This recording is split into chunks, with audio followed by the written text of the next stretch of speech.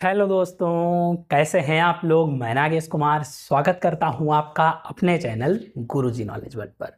और I hope कि आप लोग बहुत अच्छे होंगे, अच्छे से पढ़ाई चल रही होगी, ठीक है, प्रॉपरली अपनी स्टडी में बिजी होंगे, okay, and doing preparation very well. So अगर आप मेरे चैनल पे नए हैं तो चैनल को सब्सक्राइब जरूर कर लीजिए, लाइक करिए, कमेंट करिए, शेयर करिए, कुछ मोटिवेट करिए मुझको भी, जिससे मैं आपके लिए और बेहतर क्लासेस लेके आ सकूं, आपको और अच्छे से पढ़ा सकूं, ठीक है।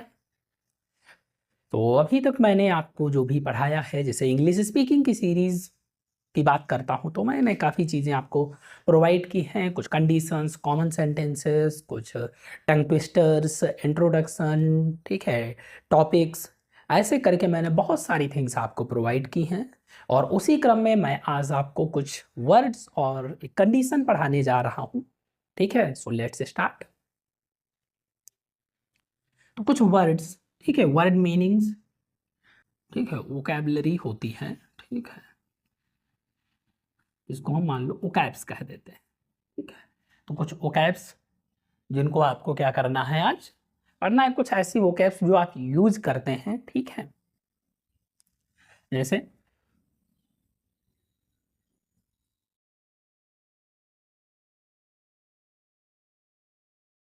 Back bite. तो बैक बाइट का मतलब क्या होता है? बाइट मतलब वैसे तो काटना होता है, ठीक है। बैक मतलब पीछे, पीछे काटना का मतलब ये होता है, कहने का मीन्स ये है चुगली करना। क्या करना? चुगली करना। किसी की चुगली करने को इंग्लिश में बैक बाइट कहते हैं। क्या कहते हैं? Back bite. अगर किसी की आप चुगली कर रहे हैं तो उसको हम क्या कहेंगे? बैक बाइट कहेंगे, ठीक है। अगला है, नेक्स्ट वर्ड है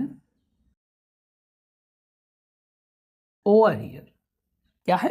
ओवर हियर। ओवर हियर का मतलब क्या होता है? ओवर हियर मतलब चोरी छिपे सुनना, चुपके से सुनना, किसी की बात को क्या करना? चोरी छिपे सुनना, उसको हम कहते हैं ओवर हियर, ठीक है। क्या कहते हैं? ओवर हियर, यानी चोरी छिपे सुनना, सुनना, ठीक है। किसी की बात को अगर आप चोरी छुपे सुनते हैं तो उसको कहते हैं ओवर हियर। अगला है, नेक्स्ट वर्ड, विस्पर। तो विस्पर का मतलब क्या होता है? जैसे ये चोरी छिपे सुनते हैं, ऐसे ही होता है कानाफूसी करना, कानाफूसी करना, ठीक है। विस्पर मतलब कानाफूसी करना। अगला एक वर्ड है डिच। कहते हैं ना, उसने मुझे डिच किया। डिच का मतलब होता है डिसीव, मतलब धोखा देना। क्या होता है? धोखा देना,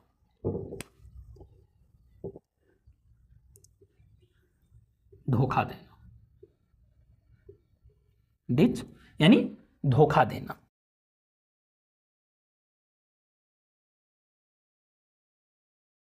इलोप।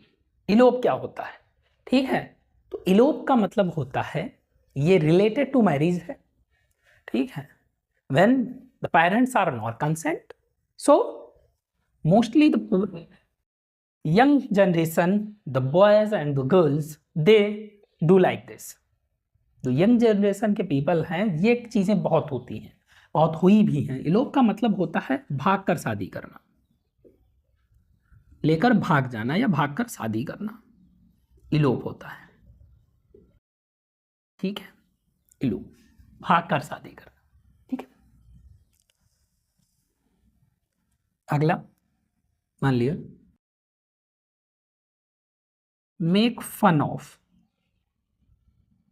तो मेक फन ऑफ का मतलब होता है मजाक उड़ाना। क्या होता है? मजाक उड़ाना, ठीक है। किसी का मजाक अगर आप उड़ाते हैं तो उसको मेक फन ऑफ कह सकते हैं, ठीक है। अगला होता है, जब मजाक उड़ा रहे हैं, या मान लिया स्पीक इल ऑफ, या फिर स्लैगिंग,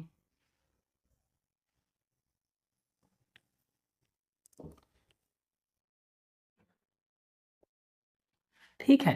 स्पीक इल ऑफ मतलब गलत बोलना, या फिर स्लैगिंग, सर डबल जी सिंगल है, स्लैगिंग, इसका मतलब होता है बुराई कर।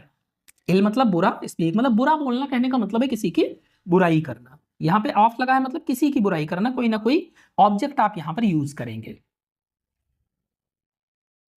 बुराई करना, ठीक है। तो बैक बाइट का मीन्स क्या होता है, चुगली करना। ओवर हियर मतलब चोरी छिपे सुनना। विस्पर कानाफूसी करना। डिच मतलब धोखा देना।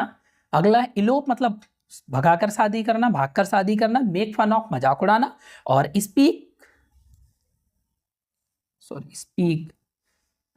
स्पीक इल ऑफ या स्लैगिंग मतलब बुराई करना, ठीक है। अगला कुछ वर्ड्स ऐसे हैं, 8-10 वर्ड्स होने चाहिए जिसमें आपको अच्छे से समझ में आए। अगला है एम्बैरस। एम्बैरस का मतलब क्या होता है, शर्मिंदा करना। क्या होता है, शर्मिंदा करना। एम्बैरस मतलब शर्मिंदा करना। अगला है कडल। कडल का मतलब होता है हग करना यानी गले लगाना, गले लगाना कडल होता है, ठीक है। वैसे हग तो नॉर्मल वर्ड आप सभी को पता ही होगा, ठीक है, लेकिन हग का मतलब गले लगाना, ऐसे ही कडल का मतलब भी क्या होता है, गले लगाना। अगला एक वर्ड है लिसन। इसको एक और वर्ड कहते हैं लेंड एन ईयर। अपनी ईयर उधार दे देना मतलब ध्यान से सुनना। इसका मतलब क्या होता है, ध्यान से सुनना। कहते ना लिसन टू मी मतलब ध्यान से सुनो, मेरी बात सुनो, ठीक है। ये हो गया। और कोई वर्ड, जैसे मान लो ये कुछ वर्ड्स ही हैं। Think twice. क्या है, थिंक ट्वाइस मतलब दोबारा सोचना का मतलब होता है अच्छी तरह सोचना। थिंक ट्वाइस क्या है, अच्छी तरह सोचना।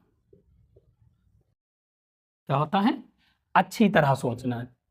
थिंक ट्वाइस अच्छी तरह सोचना, ठीक है। आई होप कि ये वर्ड्स आपको समझ में आए होंगे, क्लियरली अंडरस्टैंड किए होंगे आपने। अब इसके साथ में ये तो हो गई कुछ वोकैब्स, इसके साथ में ही आपको एक कंडीशन भी बताता हूँ। तो कुछ ऐसे वर्ड्स हैं, नॉर्मल वर्ड्स हैं जो आप अपनी डेली लाइफ में यूज़ करते हैं, तो जिनके बारे में आपको पता होना चाहिए। वो ज़्यादा भूल जाते हैं तो भूलने से बेहतर है, ठीक है, रिपीट करते रहें, यूज करते रहें। बाकी आजकल वैसे भी मोबाइल का यूज़ इतना ज़्यादा हो गया, कुछ भी नहीं आता है तो आप सर्च करके देख सकते हैं, आपको पता चल जाएगा। कंडीशन है आपकी,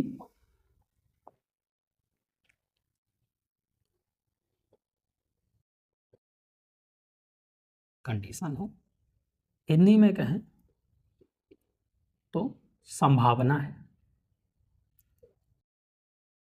इसको इंग्लिश में कहते हैं लाइकली टू, ठीक है। यूज कैसे करेंगे, जैसे अगर मैं कहता हूं एग्जांपल कि आज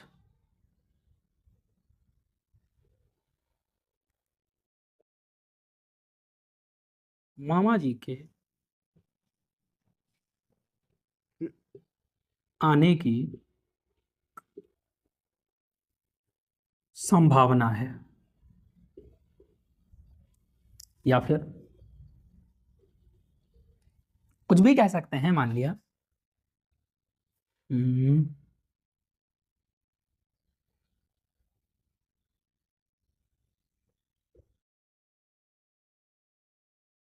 तुम्हारे कक्षा में फर्स्ट आने की संभावना है, ठीक है। इस तरीके से आप बहुत सारे सेंटेंसेस यूज कर सकते हैं, जैसे मेरे कल दिल्ली जाने की संभावना है, तुम्हारे आने की संभावना है, बारिश होने की संभावना है, ठीक, ऐसे करके बहुत सारी संभावनाएं हो सकती हैं। तो इन संभावनाओं को एक तो आपको मैंने मॉडल वर्ब्स पढ़ाई थी, मे का यूज कर सकते हैं, या फिर इसको हम लाइकली टू का भी यूज करके बना सकते हैं। तो स्ट्रक्चर की बात करूंगा मैं अगर, तो क्या होगा, सबसे पहले आपको लिखना है इट इज, ठीक है, या मतलब कोई भी हो सकता है। जैसे मान लिया मैंने कहा मामा जी क्या नाम, ठीक है, तो यहां पर मेन जो हो जाएगा सब्जेक्ट हो जाएगा। मान लिया जैसे बारिश के लिए तो इट लगाते हैं, अगर मैं कहूं तो ये मतलब मेन यहाँ पे क्या होगा, सब्जेक्ट होगा, जो मेन सब्जेक्ट है सेंटेंस का वो subject plus is am are यानी हेल्पिंग वर्ब। तो अगर सिंगुलर है, जैसे कई लोगों के आने की संभावना है, तो उसके हिसाब से बनाएंगे, इज एम आर आएगा, प्लस लाइकली टू, जो ये वर्ड दिया हुआ है इसका मतलब ही संभावना होना है, प्लस V1 और प्लस ऑब्जेक्ट। ये आपको पता है 2 + V1 आता है, और बाद में जो भी वर्ड्स आएंगे ऑब्जेक्ट या उसके बाद में एक्स्ट्रा वर्ड्स। जैसे यहाँ पे अगर मैं इसको ट्रांसफॉर्म करता हूँ, ट्रांसलेट करता हूँ, तो क्या हो जाएगा, आज मामा जी के आने की संभावना है, तो मामा जी मतलब मैटरनल अंकल, ये ठीक है, मम्मी के साइड से होते हैं, अंकल दोनों होते हैं, ठीक है। जो हम पैटर्नल होते हैं उनको हम सिर्फ अंकल बोल देते हैं, लेकिन जो मम्मी के साइड से हैं मामा जी, उनको मैटरनल अंकल बोलते हैं। तो maternal uncle is likely to come today, मतलब मामा जी के आने की संभावना है, maternal uncle is likely to come today. अगला क्या है, तुम्हारे कक्षा में फर्स्ट आने की संभावना है, तो किसके, तुम्हारे, यू, अब यू के साथ क्या लगेगा, आर लगता है, यू आर लाइकली टू, अब फर्स्ट आना क्या होता है, स्टैंड फर्स्ट, स्टैंड फर्स्ट, इसमें कक्षा में, in the class, stand first in the class. So ये हुआ है आपकी कंडीशन, लाइकली टू संभावना है। सो जैसे आज मामा जी के आने की संभावना है, maternal uncle is likely to come today, तुम्हारे कक्षा में फर्स्ट आने की संभावना है, you are likely to stand first in the class. इस तरीके से आप क्या करते हैं, ऐसे सेंटेंसेस को बनाते हैं। आई होप कि ये बात आपको समझ में आई होगी, आपने अच्छे से समझा होगा। तो कुछ वर्ड्स रहे जो आप डेली लाइफ में यूज करते हैं, डेली यूजिंग वर्ड्स हो गए, उन वर्ड्स को आपने पढ़ा, उसके बाद में आपने ये कंडीशन पढ़ी। तो ऐसे करके जो भी हम संभावना की बात करेंगे तो इस तरीके से कह सकते हैं, या फिर हम मे का यूज कर सकते हैं। अब इसी को हम कहते हैं, जैसे मामा जी के आने की संभावना है, तो मैटरनल अंकल मे कम टुडे, मामा जी आज आ सकते हैं या आने की संभावना है। तुम्हारे कक्षा में फर्स्ट आने की संभावना है, यू में stand first in the class, तो इसका मतलब भी सेम वही है। मॉडल वर्ब्स मैंने आपको अलग से पढ़ा रखी है, वर्ब के सेक्शन में पूरी की पूरी वर्ब को मैंने डिफाइन किया, हर एक वर्ब को बताया है कितने टाइप्स के होते हैं, कौन कौन सी वर्ब्स होती हैं, हर एक वर्ब को मैंने अच्छे से पढ़ाया है, मॉडल वर्ब्स को भी अच्छे से आपको डिस्क्राइब किया है, ठीक है। आई होप कि आपने क्लासेस देखी होंगी, अगर नहीं देखी हैं तो चैनल पे विजिट कर सकते हैं, उसमें प्लेलिस्ट का ऑप्शन है जिसमें आपको वर्ब के सेक्शन में आपको मॉडल्स मिल जाएंगी। ओके, सो इतना काफ़ी है। Again if you want to contact to me, you can message me directly on my Instagram and Facebook, I reply there. और अगर कोई सजेशन है, कोई कमेंट है, कुछ बताना चाहते हैं, कुछ पूछना चाहते हैं, तो आप कमेंट बॉक्स में कमेंट कर सकते हैं। सो बाकी प्रैक्टिस करते रहिए, practice makes a man perfect. आपको भी अगर इंग्लिश सीखनी है, अच्छे से बोलना सीखना है, तो आप प्रैक्टिस करते रहिए, क्योंकि it's most important thing nowadays. आजकल बहुत ही ज़्यादा इंपॉर्टेंट है English, to speak English. Okay, so it's enough for today. Thank you friends, have a nice time.